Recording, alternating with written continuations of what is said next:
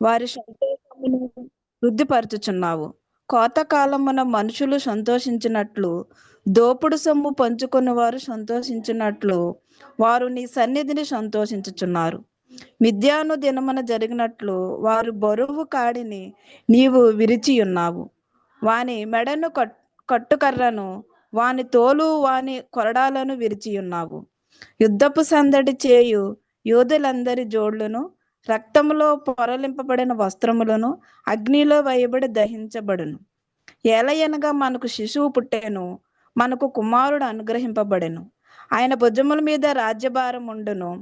ఆశ్చర్యకరుడు, ఆలోచనకర్త, బలవంతుడైన దేవుడు, నిత్యుడగు తండ్రి, సమాధానకర్త యొక్క అధిపతి అని అతనికి పేరు పెట్టబడును. అలాగే లోకా సువార్త సార్ ఎన్నో అధ్యాయం సార్, ఎన్నో వచనం సార్? హలో, లూకా సువార్త 2వ అధ్యాయము 14వ వచనం. లోకా సువార్త 2వ అధ్యాయం 14వ వచనం చదువుకుందామండి. సర్వోన్నతమైన స్థలములలో దేవునికి మహిమయు, భూమి మీద మనుషులకు సమాధానమును శుభమును కలుగునుగాక అని దేవునికి స్తోత్రము చేయుచుండెను. దేవుడి చిన్న వాక్యం దీవించి ఆశీర్వదించును గాక. ఆమేన్. ఆమేన్. ఆమేన్. Praise the Lord sister. Praise the Lord. Thank you very much sister for reading the Bible references. ఇప్పుడు ప్రాముఖ్యమైన సమయానికి వచ్చాము. ఈ సమయంలో మరి ముఖ్యంగా మరి ఒక ప్రత్యేకమైన గీతము ప్రేరేపింపబడిన వారు ఎవరైనా, ఇందాక మన సహోదరులు ఎంఎన్ రావు గారు ముందుకు వచ్చారు. దయతో ఇప్పుడు మీరు ఒక ప్రత్యేకమైన పాట పాడవలసిందిగా I invite you brother MN Rao గారు. Please sing a song for the glass glory. Praise the Lord, brother. Thanks for giving one more opportunity. Okay. నే పాడేదా నిత్యము పాడేదా, నే పాడేదా నిత్యము పాడేదా, ప్రభువా నీకు స్తుతి పాడేదన్, ప్రభువా నీకు స్తుతి పాడేదన్. మంచి కాపరి నీవైతివి, గొర్రెల కొరకు ప్రాణమిచ్చితివి. మంచి కాపరి నీవైతివి, గొర్రెల కొరకు ప్రాణమిచ్చితివి. పాపపు పాత్రను నీవే త్రాగితివి, పాపపు పాత్రను నీవే త్రాగితివి.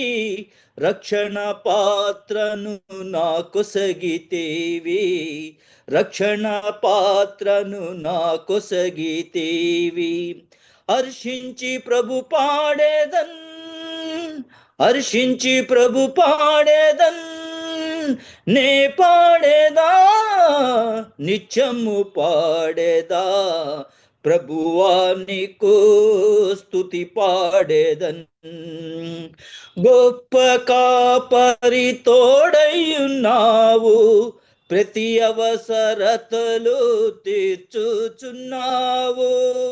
గొప్ప కాపరి తోడయ్యున్నావు, ప్రతి అవసరతలు తీర్చుచున్నావు. నా ప్రాణమునకు సేదాను తీర్చి, నా ప్రాణమునకు సేదాను తీర్చి, మరణలోయాలలో తోడయ్యుందువు, మరణలోయాలలో తోడయ్యుందువు. యాత్రలో పాడుచు వెళ్ళేదను, యాత్రలో పాడుచు వెళ్ళేదను.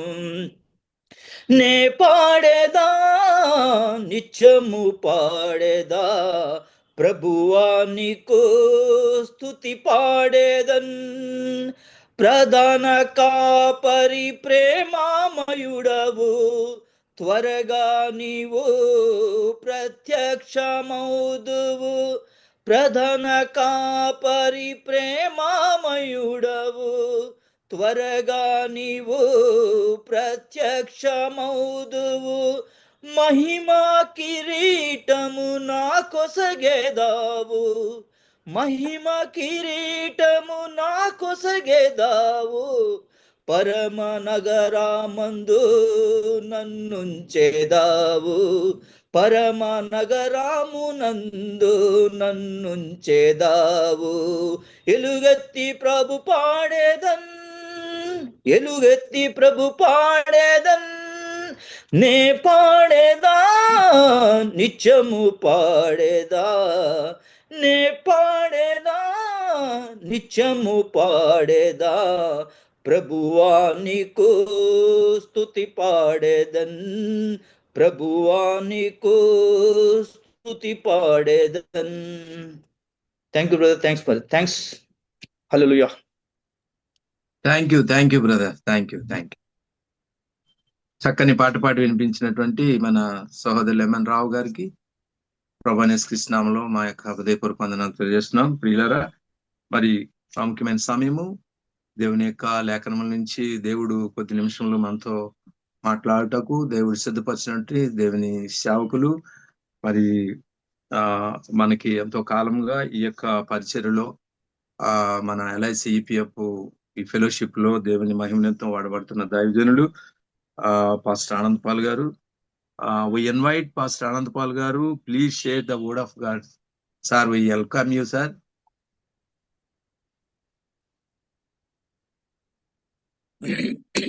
Thank you very much brother.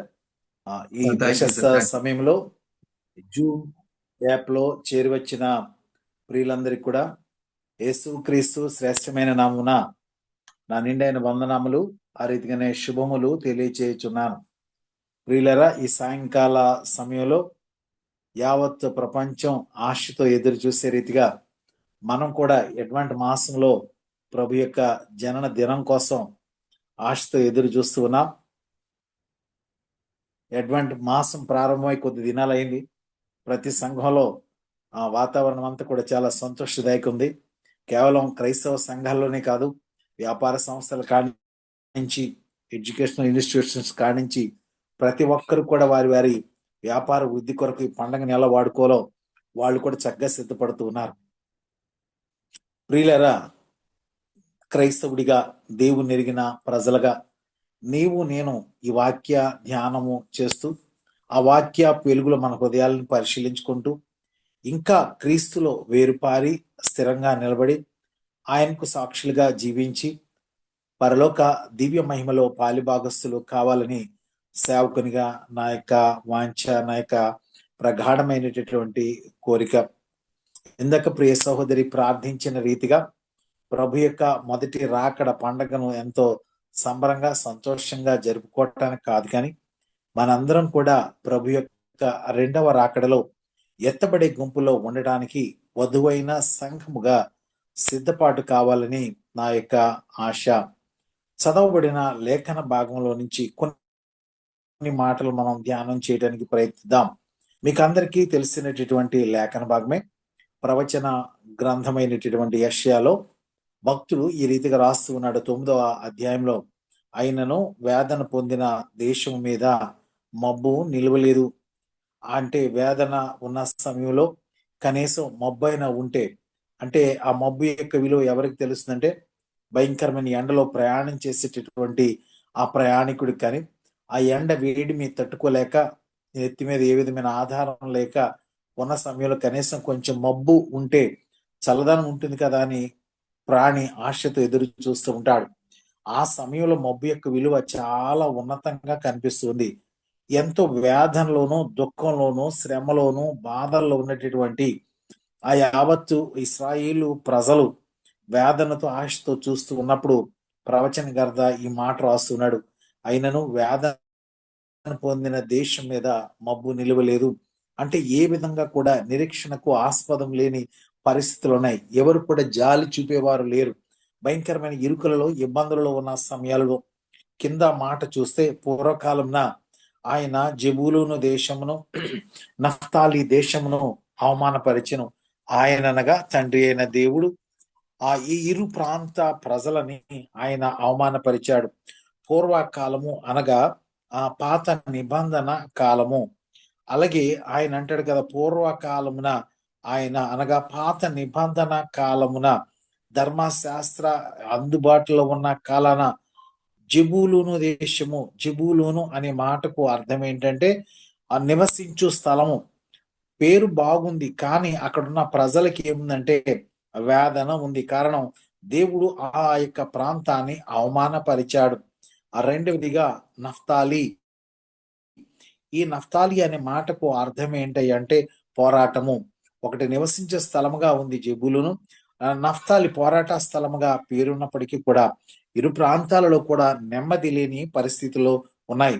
అయితే అంత్యకాలమున అనగా యేసు ప్రభులు వారు వచ్చిన సమయం, యేసు క్రీస్తు వచ్చిన కాలం తర్వాత కాలాన్ని అంత్యకాలం అని పిలుస్తూ ఉంటాం. ఈ అంత్యకాలాన్ని కోతకాలం అని కూడా అంటారు. ఈ అంత్యకాలము ఆయన ఏం చేశారంటే ప్రభు శరీరధారిగా ఈ లోకానికి వచ్చినప్పుడు ఆయన సముద్ర ప్రాంతమును అనగా యోర్దాను అద్దరిని అన్య జనుల గలిలయ ప్రదేశమును మహిమ కలదానిగా చేయుచున్నాడు. ఎన్నిక లేని నిరాశలో ఉండి నిరీక్షణకు ఆస్పదము లేనటువంటి ఆ యొక్క ప్రజలను ప్రభు కరుణించి ప్రేమించి ఆయన ఏం చేశాడంటే యోర్దాను అద్దరిని, యోర్దాను అనే మాటకు అర్థం ఏంటంటే దుముకుట. ఆ యొక్క యోర్దాను ప్రాంత ఆ నది ప్రాంత ప్రజలన్నిటి కూడా ఆయన కనికరించి అక్కడ ఉన్నటువంటి అన్యజనులందరినీ కూడా, అంతేకాకుండా గలిలయ ప్రదేశమును, గలిలయ అనే మాటకు ఏమీ లేని లేదా గుండ్రని అనేటటువంటి అర్థం. అంటే నిర్వికారంగా ఉన్నది. అలాగే ప్రాణాన్ని తీసేటటువంటి వేగవంతమైన నదిగా పేరుగాంచిన ఈ యోర్దానును నా ప్రభు ఎలా మారుస్తూ ఉన్నారంటే మహిమ గలదానిగా చేయుచున్నాడు. అలాగే ఈ నిరీక్షణ లేని ఈ ప్రజల యొక్క జీవితాలలో రెండవ వచనం అంటాడు కదా, చీకటిలో నడుచు జనులు గొప్ప వెలుగును చూచుచున్నారు. అంటే నా ప్రభు ఈ లోకానికి వెలుగుగా వచ్చారు అని యోహాను సువార్త తెలియదు. నిజమైన వెలుగుగా ఈ లోకానికి నా ప్రభు వచ్చారు. ఆ వెలుగును గూర్చి యోహాను గారు ప్రకటించారు. ఆయన అంటాడు కదా, మరణ ఛాయ గల దేశ నివాసుల మీద వెలుగు ప్రకాశించును. అంటే మరణ ఛాయ అంటే మరణానికి ఆ యోగ్యులు, మరణానికి పాత్రులం అని ఎంచబడిన ఆ ప్రాంత ప్రజల మీద దేవుడు ఎలాగున్నాడంటే ఒక వెలుగుగా ఉదయించాడు. ఎప్పుడైతే వెలుగు ఉదయించిందో అక్కడ చీకటికి తావు లేదు. చీకటి సాతానుకు, అంధకారానికి సాదృశ్యంగా ఉంది. ఈ అంధకారంలో ఉన్నటువంటి ప్రజలు, ఈ చీకటిలో ఉన్న ప్రజలు సాతాను యొక్క రాజ్య సంబంధులుగా, సాతాను యొక్క కాళ్ళ క్రింద ఉన్నటువంటి ప్రజలను నా ప్రభు వెలుగు ద్వారా ఈ లోకానికి వచ్చి, వెలుగుగా ఈ లోకానికి వచ్చి వారిపై వెలుగును ప్రకాశింపజేసి సాతాను యొక్క చెర నుండి విమోచన కావించాడు. 6వ వచనం చూద్దాం. ఎందుకంటే ప్రతి మాట నేను ఇలా చెప్పుకుంటూ వెళ్తే చాలా సమయం పెరుగుతుంది. ఎడ్వంట్ మాసంలో ఉన్నాం ప్రియులరా. ప్రభువు యొక్క జన్మదినాన్ని జ్ఞాపకం చేసుకుంటూ ఉన్నాం. అయితే ఆయన వచ్చిన సమయంలో ఆయన రాకడ కంటే 450 సంవత్సరాలకు పూర్వమే ఈ యొక్క గ్రంథకర్త అయినటువంటి యెషయా గారు ప్రవచనం ఎత్తి ఈ మాట రాస్తున్నాడు. ఏలయనగా మనకు శిశువు పుట్టెను, మనకు కుమారుడు అనుగ్రహింపబడెను. అంటే నీవు అడిగావనో, నీవు కోరావనో, నీవు ఆశించావనో కాదు. నిరాశలో ఉన్న నీ ఆ యొక్క పరిస్థితిలో, నిరీక్షణకు ఆస్పదం లేని పరిస్థితిలో నా ప్రభు ఏం చేశాడంటే మనకు ఒక కుమారుని అనుగ్రహించాడు. ఈ అనుగ్రహించబడిన ఈ కుమారుడు ఎలా ఉన్నాడు అని అంటే ఆయన భుజము మీద రాజ్యభారము ఉండును. యావత్తు ఇశ్రాయేలు ప్రజలు రోమా సామ్రాజ్యపు యొక్క కోరల యొక్క నడుమ అవమానపడుతూ, శ్రమలు పడుతూ, ఇబ్బందులు పడుతూ ప్రభువా మరి మెస్సయ్యగా వచ్చి మమ్మలను రక్షించు మెస్సయ్య అని ప్రార్థన చేసినప్పుడు నా ప్రభు శరీరధారిగా ఈ లోకానికి వచ్చారు. వారి ఆశ ఏంటంటే ఆయన వచ్చి ఈ యొక్క రోమా సామ్రాజ్యం యొక్క కాడిని విరిచివేసి విడుదలను ప్రసాదించి స్వాతంత్రం ఇచ్చి ఆశీర్వదిస్తాడని ఆశపడి ప్రభుకి ప్రార్థన చేశారు. ఆయన గురించి రాయబడినటువంటి ఎట్రిబ్యూట్స్ మీరు చూసినట్లయితే ఆయన భుజము మీద రాజ్యభారము ఉండును. అంతేకాకుండా అంటారు కదా, ఆయన ఆశ్చర్యకరుడు. ఆయన కొన్ని టైటిల్స్ ఇక్కడ ఇవ్వబడాయి, కొన్ని అట్రిబ్యూట్స్ ఇవ్వబడాయి. ఆయన ఆశ్చర్యకరుడు, ఈజ్ వెరీ వండర్ఫుల్ వన్. అలాగే రెండుగా ఆలోచనకర్త, ఈజ్ ఎ గ్రేట్ కౌన్సిలర్. మూడోది ఆయన బలవంతుడైన దేవుడు. ఈజ్ మైటీ మ్యాన్, అంతేకాకుండా ఈజ్ నిత్యుడగు తండ్రి, is an everlasting father. ఐదవదిగా సమాధానకర్తయగు అధిపతి అని అతనికి పేరు పెట్టబడును. ఆయన పుట్టిన తర్వాత ఆయనకి ఇవ్వబడేటటువంటి ఈ నామాలన్నిటినీ కూడా ప్రవచనకర్త ఈ రీతిగా రాస్తున్నాడు. ఈ ఆశ్చర్యకరుడైన దేవుడు, ఆలోచనకర్త అయిన దేవుడు, బలవంతుడైనటువంటి దేవుడు, నిత్యుడగేతండి తండ్రి, సమాధానకర్తకు అధిపతి అని చక్కని నామాలు ఉన్నాయి. సంఖ్యాకాండం మనం చూడగలం. ఆయన యొక్క టైటిల్స్, తండ్రి అయిన యెహోవా దేవుని యొక్క ఆ టైటిల్స్ మనం చూడగలం. అయితే ఇక్కడ ఈ 5 టైటిల్స్ లో ఒక టైటిల్ రాత్రికాల సమయంలో మనం ధ్యానం చేయడానికి ప్రయత్నిద్దాం. అదేంటయ్యా అంటే ఆ సమాధాన కర్తయగు అధిపతి, అంటే ఇది ప్రిన్స్ ఆఫ్ పీస్. అదే రోజు మూడు రౌండ్లు పరిగెట్టి చదివాను. పట్టారు లేవు, కూర్చోలేవు, తెలుగులేవు, పర్లేదు అలాగే. సార్, దయచేసి అందరూ మ్యూట్ చేసుకోవాల్సింది కోరుతున్నామండి. అంటే మనకి మెసేజ్ కంటిన్యూ అవుతుండగా డిస్టర్బెన్స్ వస్తుంది. దయచేసి సహోదరి అందరూ గమనించి అందరూ కూడా మ్యూట్ లో ఉండవలసిందిగా కోరుతున్నామండి. అందరూ కూడా సమాధానకర్త అధిపతి అనేటటువంటి నామము లేదా అట్రిబ్యూట్ ని ధ్యానం చేయాలని. ఆయన సమాధాన అధిపతి. నా ప్రభు ఈ లోకానికి ఎలా వచ్చాడంటే సమాధానాన్ని ఇవ్వటానికి ఆయన వచ్చాడు. ఆయనలో ఉన్నటువంటి శ్రేష్టమైనటువంటి సుగుణం ఏంటి అంటే సమాధానానికి ఆయన అధిపతిగా ఉన్నాడు. అందుకనే లూకా స్వార్థికుడు ఆయన ఈ రీతిగా 2వ అధ్యాయం 14వ వచనంలో అంటాడు, సర్వోన్నతమైన స్థలములలో దేవునికి మహిమ, దేవునికి మహిమ, ఆయనకిష్టులైన ప్రజలకు లేదా ఆయనకిష్టులైన మనుష్యులకు భూమి మీద సమాధానము కలుగును గాక. అంటే యావత్ ప్రపంచానికి సమాధానం కాదండి, జాగ్రత్త గమనించాలి. ఆయనకు ఇష్టులైన ఆ మనుష్యులకు భూమి మీద సమాధానం. యావత్ ప్రపంచం సమాధానం లేకుండా ఆ అవస్థలు పడుతున్నారు, కానీ సమాధానకర్తయగు ప్రభువుని ఎరుగకుండా జీవిస్తున్నారు, ఆయన దగ్గర రాకుండా జీవిస్తున్నారు. ఎవరైతే ప్రభువు దగ్గరికి వస్తారో ఆ వచ్చిన ప్రజలకైనా సమాధానం ఇవ్వటానికి సిద్ధ మనస్సు కలిగిన దేవుడు.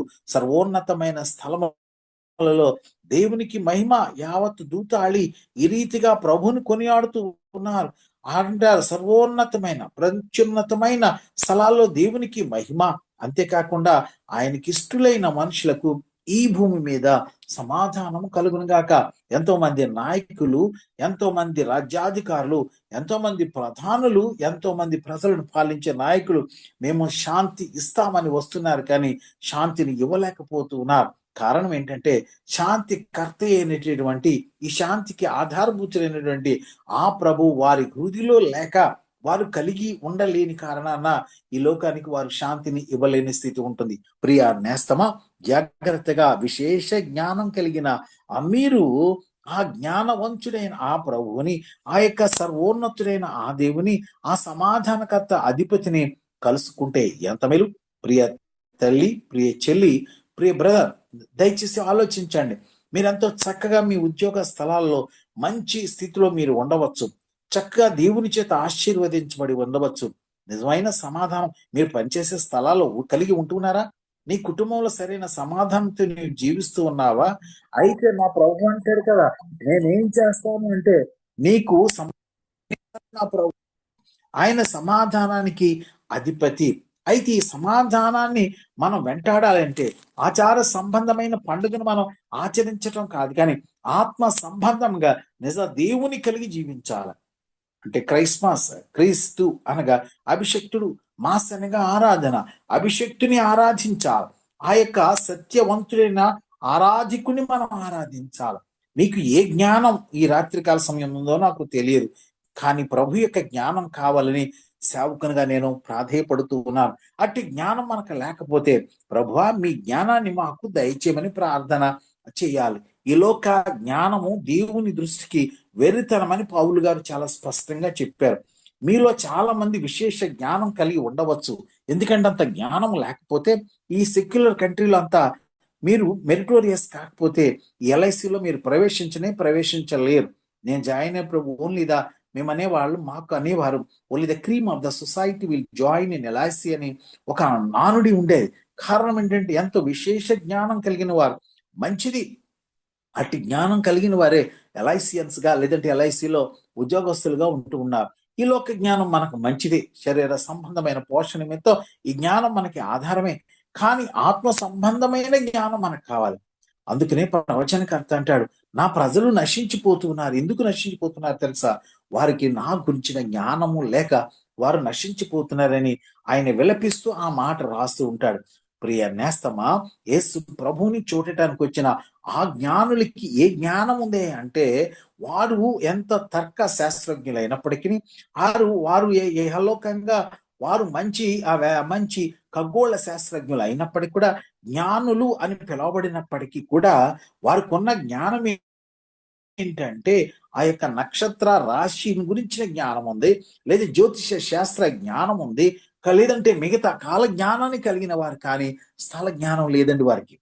అందుకనే యేసయ్యను చూడటానికి ఆ నక్షత్రం ఉదయించిన తర్వాత ఆ నక్షత్రం వెంబడి వారు ఎక్కడికి పోయినారు అంటే యెరూషలేముకు పోయినారు. ఎందుకంటే వారికి స్థల జ్ఞానం లేదు. ఏ జ్ఞానం ఉంది అని అంటే లోక జ్ఞానం ఉండి ఉండవచ్చు. అంతేకాకుండా ఆ యొక్క నక్షత్ర రాశిని లెక్క పెట్టేటటువంటి జ్ఞానం చొప్పున ఈ లోకాన్ని ఏలేటటువంటి రారాజు పుడతాడు అని వారు ఏం చేశారంటే యెరూషలేముకు వచ్చారు ఆ నక్షత్రం నడిపింపగా. అయితే వారు మైండ్ ఎక్కడికి పోయింది అని అంటే యేసయ్య ఉన్న స్థలానికి పోలా. ఎక్కడికి పోలేదంటే రారాజుగా పుట్టేవాడు ఎక్కడ పుడతాడు అంటే రాజగృహంలో పుడతారని వారు ఆశించారు. తద్వారా యెరూషలేముకు వెళ్ళారు. హెరోదు రాజును కలిశారు. వారి దగ్గరికి వెళ్ళి కలిసిన తర్వాత యావత్ స్క్రిప్చర్స్ ని పరిశీలించారు. అక్కడ ఉన్నటువంటి శాస్త్రులు, అక్కడ ఉన్నటువంటి యాజకులు హెరోదుతో సహా కలవరపడ్డారు. వారి యొక్క గ్రంథాలను పరిశీలించిన తర్వాత ఆయన యూదా బెత్లెహేములోనే పుడతాడని, ఎందుకంటే ప్రవక్తల నోట ప్రకటించబడిన మాట మీకా ప్రవక్త 5:2 ప్రకారం, లేదంటే ప్రకటన గ్రంథకర్త చెప్పిన రీతిగా, లేదంటే ఆయన దానియేలు ప్రకటించిన రీతిగా, లేదంటే దావీదు ప్రకటించిన రీతిగా, సంఖ్యాకాండ ప్రకారం యాకోబులోనే ఆ నక్షత్రం ఉదయిస్తుందని ఈ ప్రవచనాలన్నీ కూడా ఎక్కడ నెరవేరుతాయంటే ఆయన స్థలాన్ని గురించిన ప్రవచనం. బెత్లెహేము అంటే ఆ జ్ఞానులే. కాళికానికి ఏం జ్ఞానం లేదంటే కాల జ్ఞానమా స్థల జ్ఞానమా? ఒకవేళ దేవుడు అన్ని జ్ఞానాలు నీకు ఇచ్చి ఉండవచ్చు. అయితే ఈ యొక్క గొల్లవారితో దేవదూతలు మాట్లాడిన తర్వాత వారు చెప్తున్నారు, సర్వోన్నతమైన స్థలములలో దేవునికి మహిమ, వీళ్ళు స్తోత్రము చేయుచుండిరి. పరలోక సైన్యము దేవదూతలు గొర్రెల కాపరులతో కలిసి అయ్యో సర్వోన్నతమైన స్థలం, వాళ్ళు స్తుతి చెల్లిస్తున్నారు. ప్రియ తమ్ముడు, ప్రియ చెల్లి, స్తుతి నీ స్థితిని మారుస్తుందని నీకు తెలుసా? నీవు స్తుతిస్తే నీ స్థితి మారుతుంది. నా ప్రభువు నువ్వు స్తుతించాలి. యావత్ ప్రపంచం క్యారల్స్ తిరుగుతుంటారే, మన క్రైస్తవ సంఘాలలో కూడా ఇంటింటికి క్యారల్స్ ప్రారంభమయ్యే ఉంటుంది. కానీ మీరు చరిత్ర గమనించినట్లయితే మొట్టమొదటి స్తుతి గీతిక ఎవరు పాడారు తెలుసా? The first carol song by Elizabeth. లూకా సువార్త 1వ అధ్యాయం 34 నుంచి లేదా 39 నుంచి 45 వరకు మీరు చూస్తే ఆ ఎలిజబెత్ తల్లి మొట్టమొదటి క్యారల్ సాంగ్ పాడింది. ఆ రెండవ క్యారల్ సాంగ్, రెండవ స్తుతి గీతిక. ఆ క్యారల్ అంటే స్తుతి, క్యారల్ అంటే స్తుతి గీతికలు. ఈ క్యారల్స్ మొట్టమొదటి పాడిన వారు ఎవరయ్యా అంటే ఎలిజబెత్ తల్లి పాడింది. ఆ రెండోది మరియం తల్లి పాడింది. ఆ మూడవది జకరియా పాడారు. నాలుగోదిగా మనం ఇప్పుడు చదువుతున్నాం చూసారా, ఆ దేవదూతలతో కలిసి 2:14 లేదంటే 2వ అధ్యాయం 8 నుంచి 20 వరకు చూస్తే వీళ్ళంతా కూడా గొల్లలు ఆ యొక్క దేవదూతలు కలిసి దేవుని స్తుతిస్తూ ఆ యొక్క స్తుతి గీతికలు పాడుతూ ఉన్నారు. 5వది మీరు చూస్తే సుమయోను స్తుతి గీతిక పాడాడండి. ఇదే లూకా సువార్త 2వ అధ్యాయం 25 నుంచి 34 వరకు కూడా సుమయోని యొక్క స్తుతి గీతికను మీరు చూడగలరు.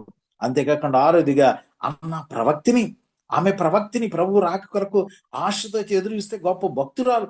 ఆ తల్లి కూడా ప్రభు యొక్క నామాన్ని బట్టి, ప్రభు యొక్క జన్మ దినాన్ని బట్టి, ప్రభు ఈ లోకానికి వచ్చిన అవతార పురుషుని యొక్క విధానాన్ని బట్టి ఆ తల్లి కూడా స్తుతి గీతిక పాడింది. దాన్ని 2వ అధ్యాయం 36 నుంచి 38 వరకు చూడగలం. 7వది మీరు గమనించినట్లయితే జ్ఞానులు కూడా వారు పూజించడానికి వచ్చారని మత్తయి సువార్త మీరు గమనించినట్లయితే ఆఖరి మాటల్లో ఉంటుంది కదా, 12, 13 ఆ మాటల్లో ఉంటది. వారు ప్రభువుని పూజించడానికి వచ్చారు. అయితే హేరోదు అంటాడు, మీరు వెళ్ళి పూజించరండి, నేను కూడా వచ్చి పూజిస్తానంటాడు. కానీ ప్రభు చేత ఆ ప్రభువుని ఎప్పుడైతే కలిశారో ఆ ఇంటిలో ఉన్నటువంటి ఆ నక్షత్రం ద్వారా నడిపించబడి ఇంటిలోనికి వచ్చి వారు తెచ్చినటువంటి ఆ యొక్క శ్రేష్టమైనటువంటి ఆ యొక్క విలువైనటువంటి ఆ బహుమానాలను ప్రభువుకు సమర్పించి వారు ఆయనను ఆరాధించిరి. పూజ అలా ఆరాధనగా మారిపోయింది. ఎందుకంటే ఆయనను ఆరాధించువారు ఆత్మతోనూ సత్యముతోనూ ఆరాధించాలి. ఎవరైతే ఈ సత్యవంతుడైనటువంటి ఈ శాంతమూర్తి అనేటువంటి ప్రభువుని కలుసుకున్నారో వారి పూజల్లా ఆరాధనగా మారిపోయింది. ప్రియ నేస్తమా, నీవు పూజిస్తున్నావా, ఆరాధిస్తున్నావా? నీ పూజ ఆయనకి ఇష్టమైన రీతిగా, ఆయనకి ఇంపైన సువాసనగా, ఆయన ఆగ్రానించే రీతిగా నీ స్తుతి ఉందా లేదా? రాత్రికాల సమయంలో చూసుకుందాం. ప్రియులరా, ఆయన కాలజ్ఞానాన్ని ఇచ్చాడు, స్థల జ్ఞానాన్ని ఇచ్చాడు. చూడండి, హేరోదుకు కాలజ్ఞానాన్ని చెప్పారు, స్థల జ్ఞానాన్ని చెప్పారు శాస్త్రులు, యాజకులు. వారికి తెలుసు, శాస్త్రి గారికి తెలుసు యేసయ్య ఎక్కడున్నాడు, యాజకులకి తెలుసు యేసయ్య ఎక్కడున్నాడు, హేరోదుకి తెలుసు యేసయ్య ఎక్కడున్నారు. అలాగే ఆ జ్ఞానులకు తెలుసు. జ్ఞానులు వెళ్ళి కలిశారు, కానీ వీరు ముగ్గురు కూడా కలవలేకపోయారు. ఆ సత్రపు యజమాని కూడా ఆ యొక్క దిక్కులు చెప్పి ఉండవచ్చు గాక, కానీ సత్రపు యజమాని కూడా నా ప్రభువుని దర్శించలేకపోయారు. అయితే ఇక్కడ గొర్రెల కాపరులు అంటే హిందీలో ఇక్కడ హైదరాబాద్ అంటాం బకరా అంటారు. బకరా అంటే ఏమి చేత కాని వాడు, అంటే నిరుపయోగమైన వాడు. బకరా అనగా గొర్రె. అరే, గొర్రె అంటే ఏ విధమైనటువంటి జ్ఞానం లేని వాళ్ళను ఆ రీతిగా పిలుస్తూ ఉంటారు. అయితే ఇంత బకరా అనేటటువంటి ఈ ప్రజలు ఏం చేశారంటే ఈ శాంతికి ఆధారభూతులైన ప్రభువుని మీరు చూసి అక్కడ అంటాడు కదా, ఆ దూతలు 15వ వచనం చూస్తే, ఆ దూతలు తమ యొద్ద నుండి పరలోకమునకు వెళ్ళిన తర్వాత ఆ గొర్రెల కాపరులు, జాగ్రత్తగా వినాలండి, పరలోకానికి దేవదూత సమూహం అంతా తిరిగి వెళ్ళిపోయారు. చక్కగా ప్రభువుని వీరితో స్తుతించి వారు వెళ్ళిన తర్వాత జరిగిన ఈ కార్యమును ప్రభు మనకు తెలియచేయించున్నాడు, మనం బెత్లెహేం వరకు వెళ్ళి చూద్దాం రండిని ఒకరితో ఒకడు చెప్పుకొని త్వరగా వెళ్ళి మరియును యోసేపును తొట్టిలో పండుకొని శిష్యువును చూచిరి. వారు చూచి ఈ శిష్యువును గుర్తి తమతో చెప్పబడిన మాటలు ప్రచురము చేసిరి. అక్కడ అక్కడ జ్ఞానులు ప్రభుకి తమ యొక్క శ్రేష్టమైన ఆ యొక్క బహుమానాలు సమర్పించి తిరిగి హేరోదు దగ్గరికి వెళ్లకుండా దూత ద్వారా చెప్పబడినగా మారు మనసు పొంది క్రీస్తును కలిగి మరొక మార్గములు వెళ్ళిపోయారు. The turn about there adjoining. ఆ మార్గంలో వెళ్ళలేదండి, తిరిగి అదే మార్గంలో వెళ్ళలేదు, వారు వచ్చిన మార్గంలో పోలే, మరొక మార్గంలో. ఎందుకంటే ప్రభు వారి హృదయాల్లో ఉన్నాడు కాబట్టి వారి హృదయాలు మార్చబడ్డాయి. ఇక్కడ వీరు వార్త విన్నారు. యావత్తు క్రైస్తవ సమాజం ఈ వార్త వింటూ ఉంది. యావత్తు క్రైస్తవ సంఘాలు ఈ వార్త వింటూనే, ప్రతి క్రైస్తవ కుటుంబం కూడా ఈ వార్త తెలుసు. ఏంటంటే 2000 సంవత్సరాల పూర్వమే శరీరధారిగా నా ప్రభు ఈ లోకానికి వచ్చారని, క్రిస్మస్ లో ఒక పర్వదినాన్ని నా ప్రభు ఈ లోకంలో ఉదయించారని. కాబట్టి ఆయన జన్మని జ్ఞాపకం చేసుకుంటున్నావు. ఇంతవరకు బాగానే ఉంది, కానీ నా ప్రభువుని నువ్వు దర్శించగలిగావా? నా ప్రభువుని నీవు కలుసుకోగలిగావా? జరిగిన ఈ కార్యం సేవకునిగా నేను బోధించటమే కాదు, వేలాది రోజుల నుంచి, వేలాది సంవత్సరాల నుంచి భక్తులు బోధిస్తూ ఉన్నారు. లేఖనాలు నీకు అందుబాటులో ఉన్నాయి. ఈ సమాచారం నీకు తెలుసు. నీకు తెలియని సమాచారం కాదు. నీకేం కర్మ, ఈ ప్రపంచంలో యేసు ప్రభు యొక్క రాకడ గురించి అనేకులకు తెలుసు. అయితే ఎంతమంది ఈ తెలియచేయించబడిన సమాచారాన్ని నమ్మగలుగుతున్నారు? జ్ఞానులుగా పిలవబడినప్పటికి కూడా పామరులుగా ఉన్నటువంటి ఈ యొక్క గొర్రె కాపరులు ఏం చేశారంటే చెప్పబడిన మాట సత్యమా కాదా అని తెలుసుకోవటానికి వారు వెళ్ళి ఆ శిశువును చూచి తాము కన్న వాటిని గూర్చి వారు ఏం చేశారంటే ప్రచురము చేసిరని 17వ వచనం చివరి భాగం అంటారు. అంటే ఏదైతే వాళ్ళు విన్నారో, ఏదైతే వారు చూశారో, విన్న సమాచారాన్ని వెళ్ళి చూసి ఆ చూసిన సమాచారం సత్యమని తెలుసుకుని దాన్ని ప్రచురము చేశారు. ఎంతమంది రాత్రికాల సమయంలో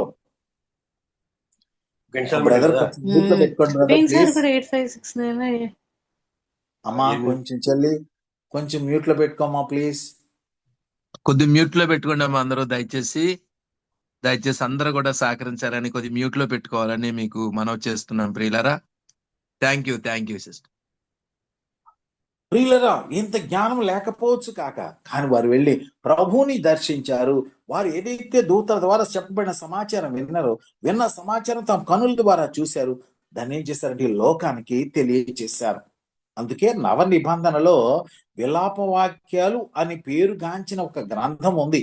యోహాను గారు రాసినటువంటి మొదటి పత్రికని విలాపవాక్య గ్రంథం, నవ నిబంధన విలాపవాక్యాలు అని అంటారు. కారణం ఏంటి తెలుసా? భక్తుడు బాధపడుతూ ఆయన ఆ గ్రంథం రాసేటప్పటికి వేదాంత పండితుల అంచనా ప్రకారం 90 సంవత్సరాల వయస్సు ఉండవచ్చని అంటారు. అప్పటికి ఆయన ఏ సంఘానికైతే కాపరిగా ఉన్నారు, ఐఫెస్ సంఘం 60 సంవత్సరాల వయసు కలిగిన సంఘం. ఆ సంఘాన్ని గురించి భక్తుడైనటువంటి యోహాను గారు బాధపడుతూ విలపిస్తూ ఆత్మ ద్వారా ప్రేరేపించబడిన వారై ఆయన అంటాడు, మేము విన్న వాటిని కన్న వాటిని మేము దేన్ని తాకి చూచామో దాన్నే చెప్తున్నాం. ఎందుకు ఇంకా అబద్ధ బోధకుల వైపు మీరు పరుగెడుతూ ఉంటారని ఎంతో బాధతో చెప్తూ ఉన్నాడు. ఈనాడు క్రైస్తవ లోకం ఎలా ఉందంటే ప్రకటనల వైపు, లేదంటే బహుమానాల వైపు, లేదంటే లైట్ల వైపు ఆకర్షితులైపోతున్నారు. సత్యదేవునికి దూరంగా వెళ్ళిపోతున్నారు. ఒకసారి చూద్దామండి. మొదటి యోహాను రాసిన మొదటి పత్రిక మొదటి అధ్యాయం నేను చదువుతున్నాను. మొదటి వచనము, జీవ వాక్యమును గూర్చినది. దేని గూర్చిందండి? జీవవాక్యము అంటే ఈ యొక్క శరీరధారికి ఈ లోకానికి అనుదించిన ఈ వాక్యాన్ని గూర్చినది.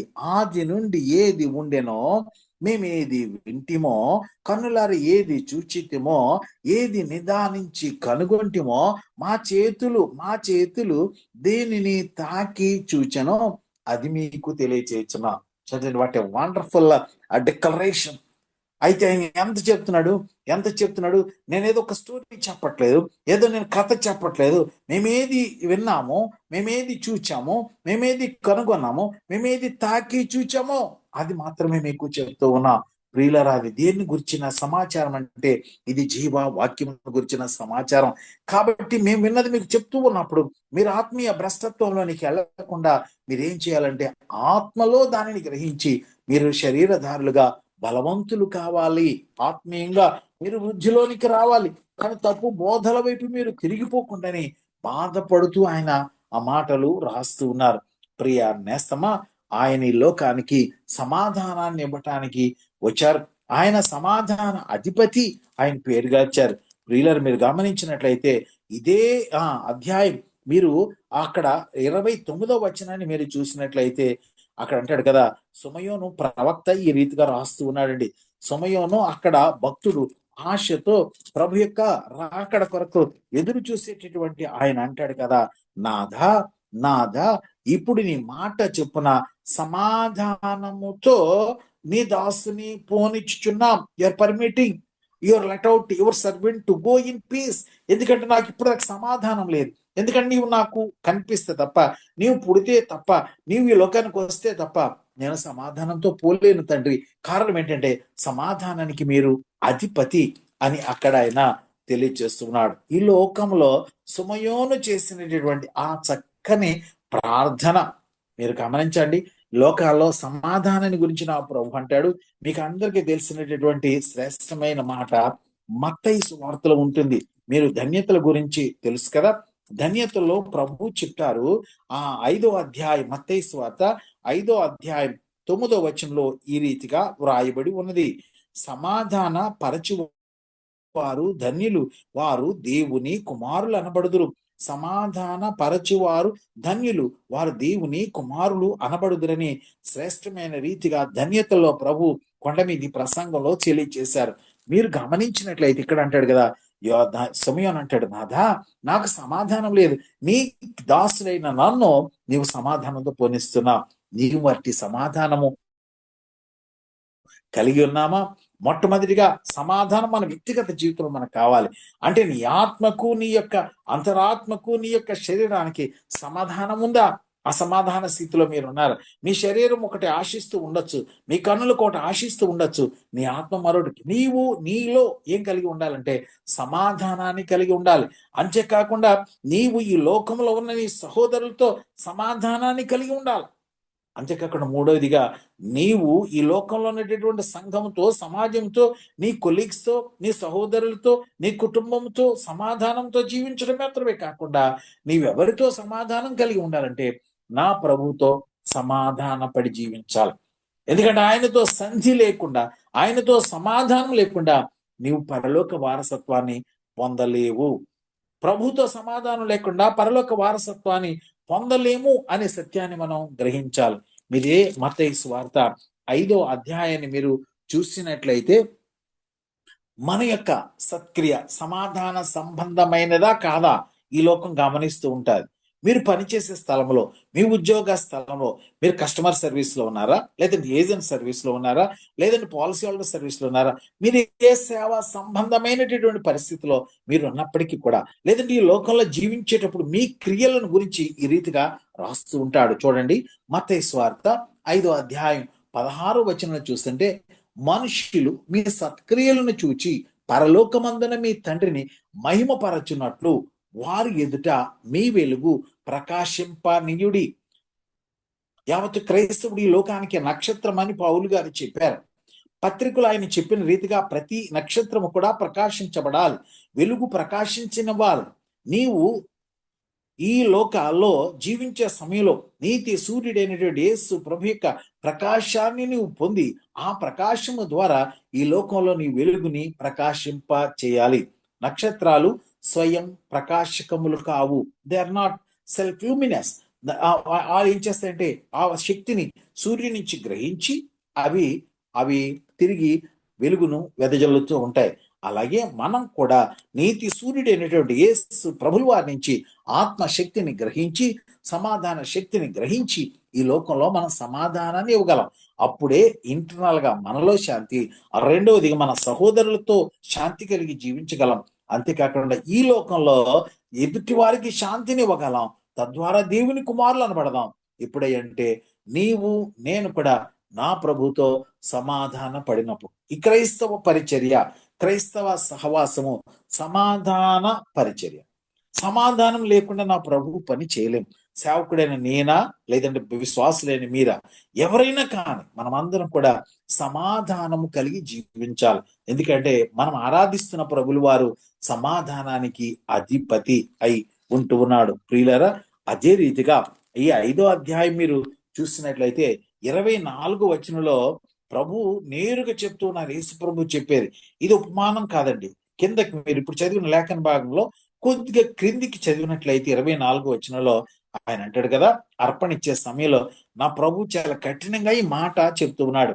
ఓ ప్రియా సహోదరుడా, అక్కడ ఎందుకంటే నీవు బలిపీఠం వద్ద అర్పణ అర్పించుండగా నీ మీద నీ సహోదరికి విరోధం ఏమైనా కలదని అక్కడ నీకు జ్ఞాపకం వస్తే, నీ కానుక ఇక్కడ ప్రాముఖ్యమైనది కాదు, కానీ ఆయన అంటాడు కదా, అక్కడ బలిపీఠం ఎదుటని నీ అర్పణను విడిచిపెట్టి, ఎక్కడ విడిచిపెట్టాలి?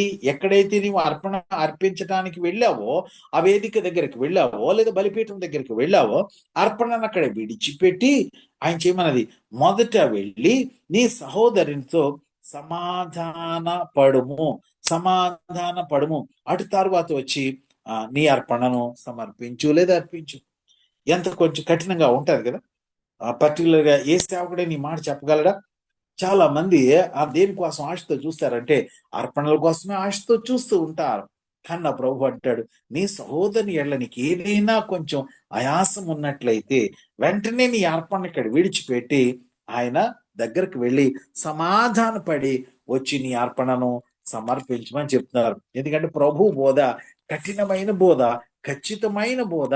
అది ఏం చేస్తుందంటే ఆ ఎముకలను మూలుగలను విభజించినంత మట్టుకు దూరుతుంది. ఏదైతే 2 అంచులు గల వాడి అయిన ఆత్మ ఖడ్గము. ఈ వాక్యం ద్వారా నీవు సత్యించబడితే నువ్వేం చేయాలంటే సమాధాన పరిచయం పాలిభాగస్తులు కావాలంటే నీ సహోదరులతో సమాధానం కలిగి జీవించాలి. అందుకని ప్రభు అంటాడు, నా శాంతినే మీకు ఇస్తూ ఉన్నాను.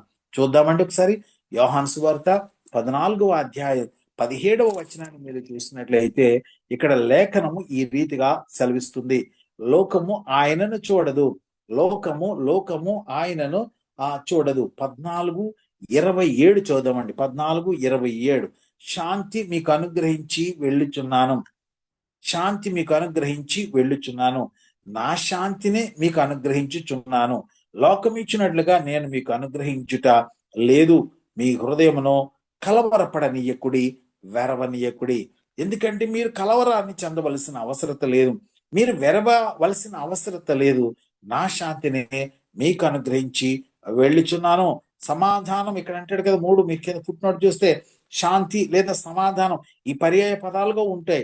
నా శాంతిని మీకు ఇచ్చుచున్నాను అనగా నా సమాధానాన్ని మీకు ఇచ్చుచున్నాను, ఈ లోకం ఇచ్చినట్లుగా కాదు అని నా ప్రభు సెలవిస్తున్నారు. అట్టి శాంతి స్వరూపుడైనటువంటి ప్రభువుని, అట్టి సమాధానకర్త అయినటువంటి ప్రభువుని నీవు నేను కలిగి ఆయనతో సమాధాన పడవలసిందిగా సేవకునిగా మనకు జ్ఞాపకము చేస్తున్నాం. చాలాసార్లు అంటూ ఉంటాం కదా, ప్రభు చెప్తాడు లూకాసు వార్త, లూకాసు వార్తలో ఒక మాట చూద్దాం. లూకాసు వార్త 7వ అధ్యాయంలో ఆయన 50వ వచనంలో ఈ రీతిగా అంటాడు, సమాధానంతో నీ వెళ్ళు అని అంటాడు ఆయన. చూడండి ఒకసారి, ఆయన అంటాడు, ఆయన పాపాలు క్షమించే విషయంలో ఆ స్త్రీతో మాట్లాడుతూ ఆయన అంటాడు, లూకాసు వార్త 7వ అధ్యాయం ఆఖరి చరణం మీరు చదివితే, అందుకు ఆయన నీ విశ్వాసము నిన్ను రక్షించెను, సమాధానము కలదానవై వెళ్ళుమని ఆ స్త్రీతో చెప్పాను. చూడండి, ఆ స్త్రీ పాపాత్మురాలుగా ఈ లోకంలో ఆమె ఎన్నిక లేని దానిగా ఉంది. నిరీక్షణకి ఏ విధంగా పాసిబిలిటీ లేదు. ప్రతి ఒక్కరు తోలను ఆడుతున్నారు, ఎంతో మంది నిందిస్తూ ఉన్నారు. కానీ నా ప్రభు అంటాడు, అమ్మా నీ విశ్వాసము కలదానవై వెళ్ళు, నీవు సమాధానం కలదానవై వెళ్ళు, నీ విశ్వాసం నిన్ను రక్షించిందని. ఎంత అమోఘమైనటువంటి శ్రేష్టమైనటువంటి ఆదరణకరమైన మాట కదా. చూడండి, ఆయన అంటాడు, ప్రభు అంటాడు కదా, సమాధానం కలదానవై వెళ్ళు. అంతేకాకుండా మరొకసారి కూడా నా ప్రభు అటువంటి మాట అంటాడు. ప్రక్క పేజీలో మీరు చూస్తే 8వ అధ్యాయం 48వ వచనం అంటాడు, కుమారి కుమారి అక్కడ అంటాడు కదా, 12 ఏండ్ల నుండి రక్తస్రావము కల ఆ యొక్క స్త్రీ ఆ ప్రభువు చెంగుముట్టి స్వస్థత పొందినప్పుడు, ఆ వస్త్రపు చెంగుముట్టినప్పుడు ఆ కుమార్తెతో ఆ ప్రభు అన్న మాట, అందుకు ఆయన, కుమారి నీ విశ్వాసము నిన్ను స్వస్థపరిచెను, నీ విశ్వాసం నిన్ను స్వస్థపరిచెను, సమాధానము కలదనవైపోము. శరీరంలో రోగం ఉంటే సమాధానం ఎక్కడుంటుందండి? ఆ ఇంటికాడ ఆర్థికపరమైన ఇబ్బందులు ఉంటే సమాధానం ఎక్కడుంటుందండి? కడుపులో ఆ పూటకి తిండి లేకపోతే సమాధానం ఎలా ఉంటుంది? నా ప్రభు నీ శరీర స్థితిని ఎరిగి, నీ ఆత్మీయ స్థితిని ఎరిగి సర్వము సమకూర్చే దేవుడై ఉంటూ ఉన్నాడు. శ్రేష్టమైన ప్రతి ఆశీర్వాదం కూడా జ్యోతిర్మయుడగు తండ్రి వద్ద ఉంటే కలుగుతుందని భక్తుడు ప్రకటించిన రీతిగా ప్రతి విధమైనటువంటి ఆశ లేదంటే ప్రతి విధమైన అవసరతను తీర్చి నేను నా ప్రభు ఆశీర్వదించడానికి సిద్ధ మనసు కలిగిన వాడై ఉంటూ ఉన్నాడు. అంతేకాకుండా చిన్న మాట చెప్పి నేను ముగిస్తాను ఈ సమాధానం గురించి. ఎందుకంటే క్రైస్తవులని పేరు పెట్టి పిలువబడేటటువంటి మనం, ఆయన నామం మెరిగిన మనం, ఆయన రక్షణ గురించిన ఆ శక్తి గల ఆ ఉపదేశం పొందిన మనం ఎలా ఉండాలి అని అంటే, సఖ్యమైతే హెబ్రీ పత్రిక ఒకసారి చూద్దామండి. హెబ్రీ పత్రిక 12వ అధ్యాయంలో ఈ రీతిగా రాస్తూ ఉన్నారండి, పౌలు గారు రాస్తూ ఉంటారు. హెబ్రీ పత్రిక 12వ అధ్యాయం 14వ వచనాన్ని మీరు చూస్తే 12-14 చాలా శ్రేష్టమైన మాట ఇక్కడ ఆయన రాస్తూ ఉన్నారండి. 12-14 మీరు చూస్తే అక్కడ అంటూ ఉంటాడు కదా, సఖ్యమైతే పరిశుద్ధత కలిగి ఉంటే ప్రయత్నించుడి, పరిశుద్ధత లేకుండా ఎవడు కూడా ప్రభువుని చూడడని ఆయన చెప్తూ ఉంటాడు. ఎందుకంటే ఆ పరిశుద్ధతను నీవు నేను కూడా వెంబడించాలి అని అంటే నువ్వేం చేయాలంటే ప్రతి వ్యక్తితో కూడా సమాధానం కలిగి ఉండాలి. సఖ్యమైతే సమస్త జనులతో కూడా మనం సమాధానం, ఎందుకంటే నీతి అనేటటువంటి సమాధానకరమైన ఫలం ఎలా ఉందంటే కొంచెం నీకు ఇబ్బందే, కానీ దాని యందు నువ్వు శిక్షణ చేసినట్లయితే నువ్వు ఖచ్చితంగా శ్రేష్టమైన ఈవిని పొందగలం. ఈ క్రిస్మస్ శుభ సందర్భంలో ప్రతి క్రైస్తవుడు కూడా క్రీస్తుని కలిగి ఈ లోకములో శాంతి ప్రదాతలుగా, శాంతి దూతలుగా ఉండాలని, తద్వారా ఆయన నామం గణపరిచే పాత్రలుగా మనం ఉండాలని ఆశిస్తూ ఈ శుభములు మీకు తెలియజేస్తూ ఈ క్రిస్మస్ పర్వదినం మీరు సంతోషంతో సమాధానంతో జరుపుకోవాలని, నిజ దేవుని కలిగి పండుగను ఆచరించాలని, పండుగ మన జీవితంలో దండక కాకుండా, పండుగ అంటే కేవలం ఏదో పిండి వంటలు కొత్త బట్టలు మాత్రమే కాకుండా క్రీస్తుని ఎరగని ప్రజలకు ఆ గొల్లలు ప్రచురించిన రీతిగా నీవు నేను కూడా ఆయన సువార్తను ప్రచురించే బలమైన సాధనాలుగా వాడబడాలని ఆ సేవకునిగా ఆశిస్తూ అభిలషిస్తూ ఈ మాటలు ముగిస్తూ ఉన్నాను. ప్రియ ప్రభు మెండరుగా మనందరినీ కూడా దీవించి ఆశీర్వదించును గాక. ఆమేన్. Thank you sir, thank you very much Anand Paul గారు. చక్కని వాక్యాన్ని వినిపించినట్టు సహోదరులు పాస్టర్ ఆనంద్ పాల్ గారికి ప్రత్యేకమైనటువంటి హృదయపూర్వక వందనాలు తెలియజేస్తున్నాను. ఈ ఫెలోషిప్ ని ఉద్దేశించి మీరు అనేక సార్లు మరి సహవాసంలో చాలా సార్లు మాట్లాడుతున్నారు. దేవుడు ఈ దినాన్ని కూడా ప్రత్యేకమైన రీతిలో మీ ద్వారా మా ఆత్మీయ జీవితంలో అనేకమైనటువంటి కోణాల్లో మేము మేలు పొందుటకు చక్కని వాక్యాన్ని అందించినటువంటి పాస్టర్ ఆనంద్ పాల్ గారికి ప్రత్యేకమైనటువంటి నా హృదయపూర్వక వందనాలు అందరి తరపున మీకు తెలియజేస్తున్నాను. థ్యాంక్